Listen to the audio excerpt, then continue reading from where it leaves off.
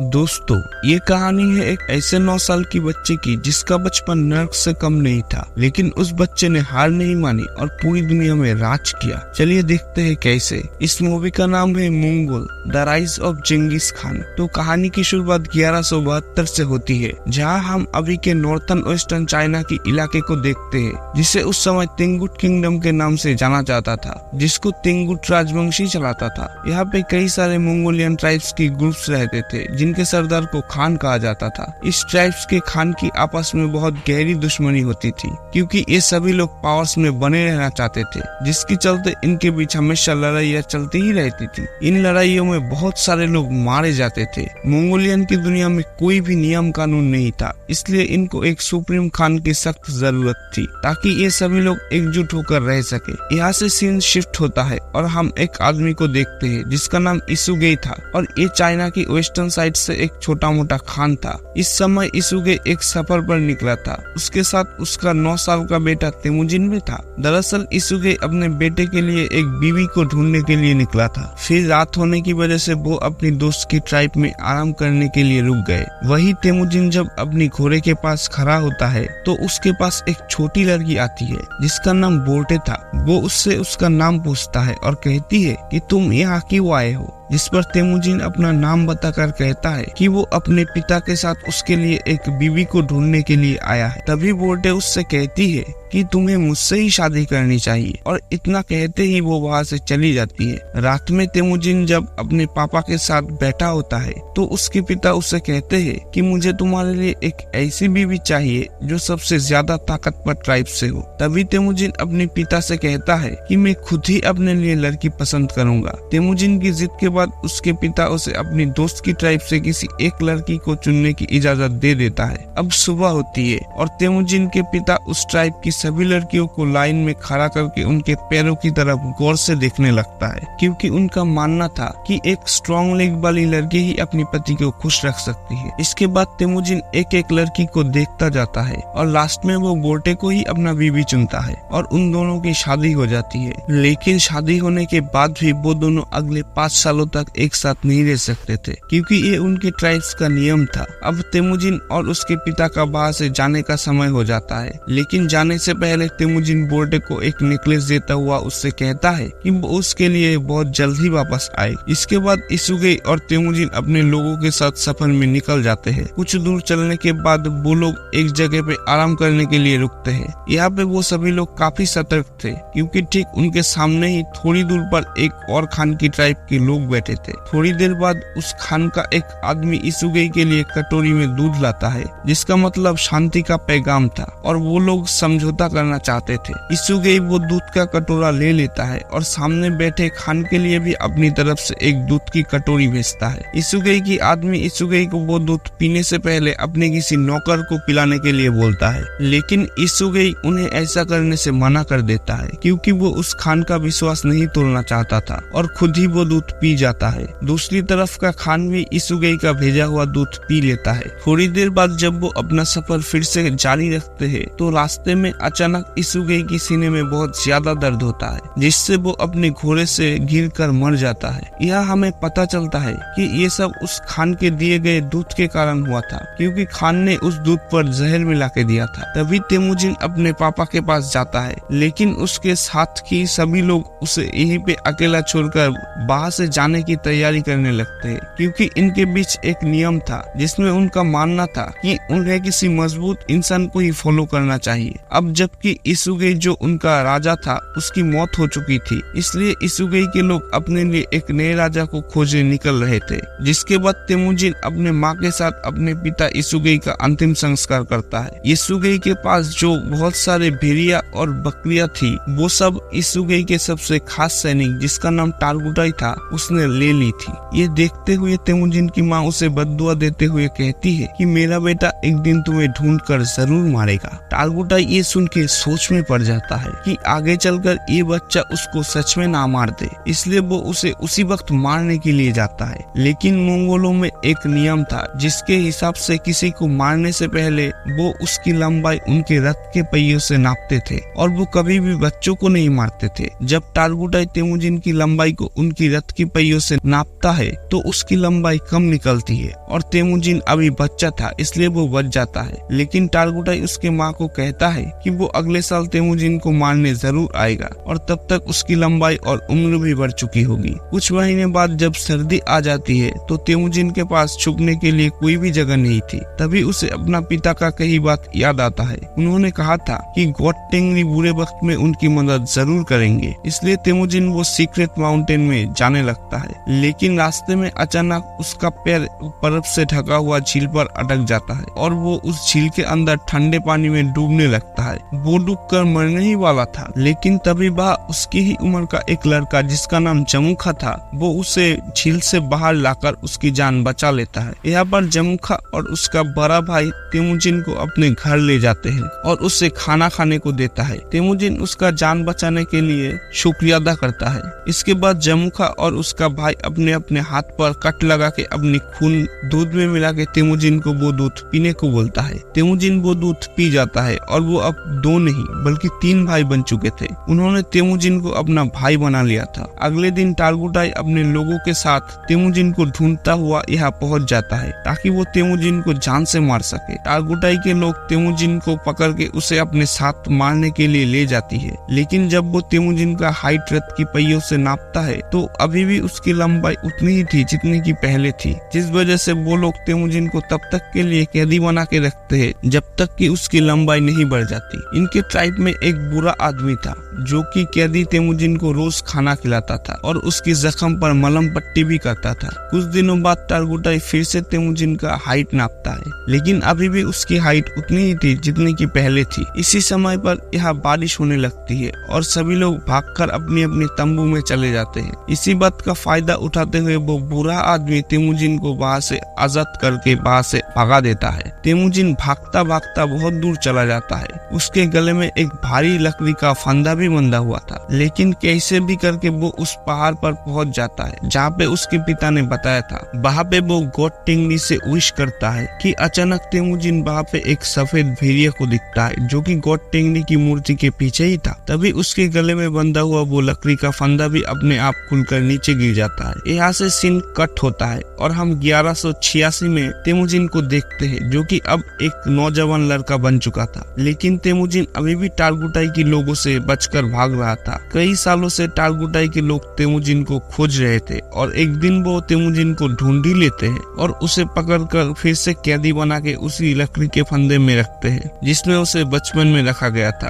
अब क्योंकि तेमुजिन की लंबाई और उम्र बढ़ चुकी थी इसलिए उसके मरने के चांसेस बहुत ही ज्यादा थी। लेकिन टारगुटाई उसे जान से नहीं मारता क्योंकि वो उसे अपनी जान की भीख मांगते हुए देखना चाहता था। लेकिन तेमुजिन टारगुटाई से बोलता है कि मैं खुशी खुशी मर तो सकता हूँ लेकिन तुम्हारे आगे अपनी जान की भीख कभी नहीं मांगूंगा। ये सुनकर टारगुटाई उसे टॉर्चर करना शुरू कर देता है और उसे कहता है कि अब मैं तुम्हें धीरे धीरे तरपा तरपा के मारूंगा। यहाँ पर हम देखते हैं कि वो बूढ़ा आदमी अभी तक जिंदा था और वो तेमुजिन के पास जाके उसे पानी पिलाता है। उसी दिन जब सभी लोग शाम को आपस में बिजी थे तो टारगुटाई तेमुजिन के पास अकेला उससे बात करने आता है। इसी बात का फायदा उठाकर तेमुजिन उसी लकड़ी के फंदे से जिससे उसे बांधा गया था उससे टारगुटाई को मारकर वहाँ से भाग जाता है। अब टारगुटाई को मारकर वो खुद खान बनने के लिए तैयार था। अब यहाँ पर वो सबसे पहले अपनी बीवी के पास जाता है जिससे उसने बचपन में शादी की थी। वो बोर्टे के पास जाता है जो अब बड़ी हो चुकी थी और बहुत खूबसूरत भी थी। बोर्टे उससे कहती है कि मैं कई सालों से तुम्हारा इंतजार कर रही थी और अब फाइनली वो दोनों एक हो जाते हैं। कुछ देर बाद वो लोग यहाँ से निकल जाते हैं। यहाँ से तेमुजिन सीधा अपने माँ और बहन के पास उनसे मिलने जाती है। तेमुजिन को इतने सालों के बाद देखकर उसकी माँ और बहन बहुत ही खुश होते हैं। लेकिन एक दिन इनके ऊपर मार्किप ट्राइब के लोगों का हमला हो जाता है। कई साल पहले तेमुजिन के पिता ने इस मार्किप ट्राइब के खान की मदर को किडनैप कर लिया था और तब इस मार्किप ट्राइब की खान ने कसम ली थी कि वो अपने माँ का बदला जरूर लेगा। और अब ये लोग यहाँ बोर्टे को किडनैप करने आए थे।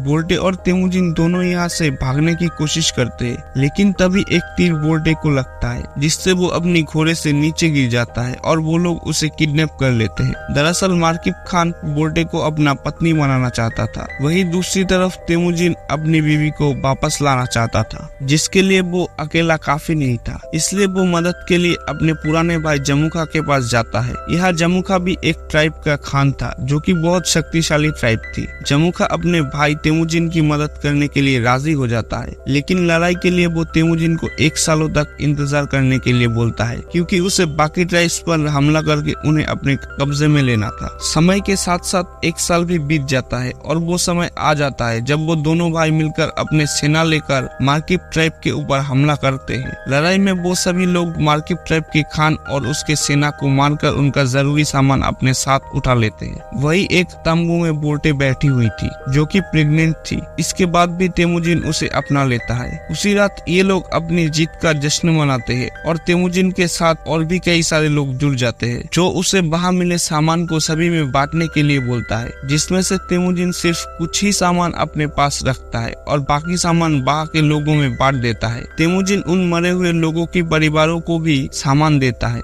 जिन्होंने लड़ाई में अपनी जान गंवाई थी। तभी यह जमुखा का 2 लोग ये सब देखते हैं और तेमुजिन की ट्राइब के साथ जुड़ जाते हैं। अब क्योंकि मंगोलों में शुरू से ही ये नियम था कि वो अपने खान को खुद ही चुन सकते हैं, जिसमें जमुखा चाहकर भी कुछ नहीं कर सकता था। लेकिन ये देखकर कि उसके ट्राइब के 2 लोग तेमुजिन की ट्राइब में चले गए हैं, इसलिए उसकी मन में तेमुजिन के खिलाफ दुश्मनी बढ़ जाती है। अगले सीन में तेमुजिन के आदमी जमुखा के आदमियों को उनके घोड़े चुराते हुए देख लेते हैं। तभी जमुखा के आदमी बचकर वहां से भागने लगते हैं, जिसके बाद तेमुजिन के आदमी गुस्से में गलती से उन्हें जान से मार देते हैं। लेकिन जब वो लोग जमुखा की उन लोगों को देखते हैं तो उन्हें पता चलता है कि उनमें से एक आदमी जमुखा का बड़ा भाई था। और अब जैसे ही ये बात जमुखा को पता चलता है तो वो तेमुजिन को जान से मारने की ठान लेता है, क्योंकि उसे अपने भाई की जान का बदला लेना था। जिसके लिए जमुखा आसपास के और ट्राइब्स के खान के साथ हाथ मिला लेता है और अपनी एक बड़ी ट्राइब बनाकर तेमुजिन की ट्राइब पर हमला कर देता है। तेमुजिन जानता था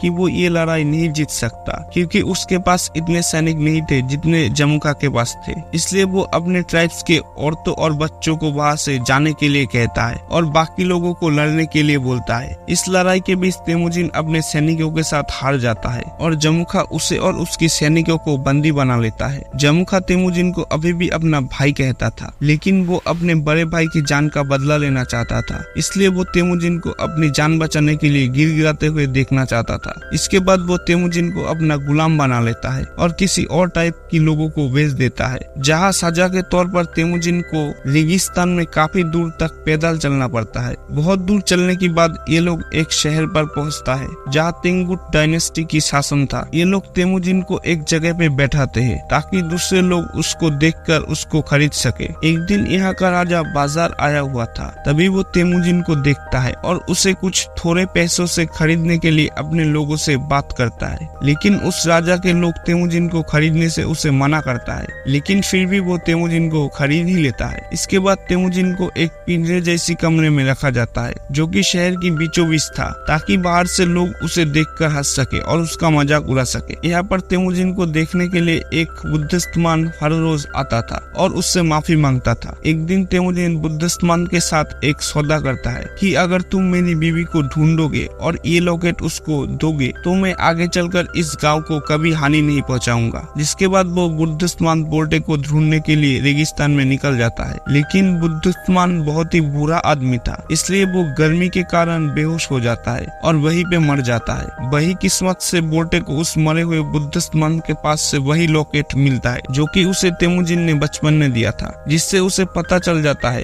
कि तेमुजिन अभी भी जिंदा है। इसलिए बोर्टे अपने पति को ढूंढने के लिए शहर में निकल जाती है और यहाँ पे उसे तेमुजिन एक पिंजरे में बंधा हुआ मिलता है। उसी रात बोर्टे यहाँ के सिपाहियों को रिश्वत देके तेमुजिन को यहाँ से भगा लेता है और तेमुजिन देखता है कि उसका बेटा बड़ा हो चुका है और बोर्टे की एक बेटी भी है। बोर्टे तेमुजिन को घर ले आती है। यह अब पूरा परिवार हंसी खुशी रहने लगता है। एक दिन बोर्टे तेमुजिन को कहता है कि सभी मंगोल्स एक जैसे होते हैं, सभी चोरी करते हैं और एक दूसरे को मारते हैं। मंगोलों के लिए ये चीज एक आम बात थी, लेकिन बोर्टे की इस बात तेमुजिन पर बहुत गहरा असर पड़ता है और वो अपने परिवार को छोड़ के बाहर से चला जाता है। वो ठान लेता है कि अब वो सभी ट्राइब्स को मिलाकर एक नया मंगोल राज्य बनाएगा, जिसमें सभी के बीच नियम और कानून होंगे। तेमुजिन अब फैसला कर लिया था कि अगर इस काम को पूरा करने के लिए उसे किसी की जान भी लेनी पड़े तो वो पीछे नहीं हटेगा। वो 3 नियम बनाता है, जिसमें पहला नियम था कि औरतों और बच्चों को कभी नहीं मारा जाएगा। दूसरा नियम ये था कि दुश्मनों से मरते दम तक लड़ा जाएगा और तीसरा नियम ये था कि कोई भी अपने खान को कभी भी धोखा नहीं देगा। यहाँ से सीन शिफ्ट होता है और हम साल 1196 को देखते हैं, जहाँ कई साल पहले तेमुजिन ने कसम खाई थी कि वो मंगोल की बड़ी सेना बनाएगा और अब वो बहुत सारे ट्राइब्स को जीतकर एक बड़ा मंगोल बना लिया था। अब उसके रास्ते में एक ही रुकावट थी जो उसको राजा बनने से रोक रही थी, और वो रुकावट और कोई नहीं बल्कि उसी का भाई जमुका ही था। जमुका के पास भी एक बहुत बड़ी सेना थी और वो दोनों एक जंग की मैदान में अपने पूरी सेना लेकर लड़ाई के लिए तैयार थे। यहाँ पे तेमुजिन जमुका को अपने भाई होने की नाते उसके साथ जंग करने की बजाय उसको समझाना चाहता था, लेकिन जमुका बिना कुछ सोचे समझे अपनी बहुत सारे सैनिकों को लड़ाई के लिए भेज देता है, जिसके नतीजे में उसके बहुत सारे सैनिक मारे जाते हैं। कई घंटों तक लड़ने के बाद तेमुजिन आखिरकार जीत जाता है और जमुका के साथ उसके कई सारे आदमियों को जिंदा बंदी बना लेते हैं। तेमुजिन जमुका के बचे हुए सैनिकों को मारने की बजाय उन्हें अपनी सेना में शामिल कर लेता है। यहाँ पर तेमुजिन जमुका की ट्राइब पे उसी बूढ़े आदमी को देखता है जिसने तेमुजिन की मदद की थी। तेमुजिन उस बूढ़े आदमी को अपनी ट्राइब का एडवाइजर बना देता है। रात को तेमुजिन जमुका के पास आके बैठता है और उससे कहता है कि भाई, ये जो अपना राज बड़ा करने का लालच है, ये आज उन्हें जिंदगी की ऐसे मोड़ पर ले आई है कि उन्हें एक दूसरे की जान लेनी पड़ रही है। जमुका तेमुजिन से कहता है कि अगर मैं तुम्हारी जगह पे होता तो मैं अपने दुश्मनों की सभी सिपाहियों को मार देता। इस बातचीत के बाद तेमुजिन अपने भाई जमुका को माफ कर देता है और उसे यहाँ से जाने के लिए कहता है। इसके बाद हम बोर्टे को देखते हैं जो तेमुजिन के पास आई हुई थी। तेमुजिन बोर्टे और अपने बच्चों को देखकर बहुत खुश होता है। यहाँ से सीन कट होता है और हम 1206 में तेमुजिन को देखते हैं, जो इस समय सारे मंगोल्स का खान बन गया था और उसे एक और नाम से भी जाना जाने लगा था, जो कि था चेंगिस खान। इसके बाद वो पूरे के पूरे तेंगुट साम्राज्य का खात्मा कर दिया था और एक नए साम्राज्य की स्थापना की थी। उसने मोनेस्ट्री शहर को उस बुद्धिस्ट मन की आखिरी इच्छा समझकर छोड़ दिया था, क्योंकि उस बुद्धिस्ट मन ने तेमुजिन को कहा था कि अगर मैं तुम्हारे बीवी को ढूंढकर तुम्हारे बारे में बता दूंगा तो तुम इस मोनेस्ट्री शहर को तबाह नहीं करोगे। और आगे चलकर ये मोनेस्ट्री शहर मंगोल साम्राज्य का फाउंडर बना, एक ऐसा साम्राज्य जो कि इतिहास के सबसे बड़े साम्राज्यों में से एक था। और इसी के साथ ये मूवी यहीं पे एंड होती है। अगर आप लोगों को एक्सप्लेनेशन अच्छा लगा तो कमेंट में जरूर बताना।